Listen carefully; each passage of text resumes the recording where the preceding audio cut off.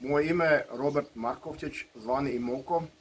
Pristupio sam autohtonoj Hrvatskoj stranki prava upravo zbog toga što je autohtona, znači domaća i izvorna. Ja godinama štitim našu prirodu, našu domovinu i naše domaće vrijednosti i ne želim da budu otuđene. Isto tako je Hrvatska autohtona stranka prava protiv migranata, protiv modernizacije, protiv čipiranja i protiv cijepljenja.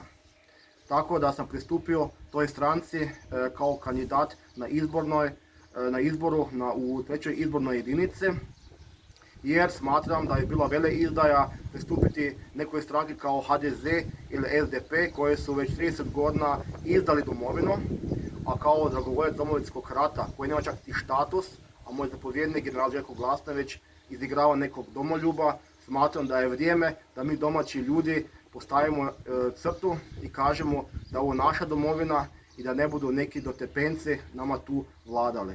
Zato na ovim izborima dajte domaćim ljudima svoj glas, dajte svoj glas autohtonoj Hrvatskoj stranki prava i u 3. izbornoj jedinici meni Mokiju ako smatrate da ću vas dostojno zastupati.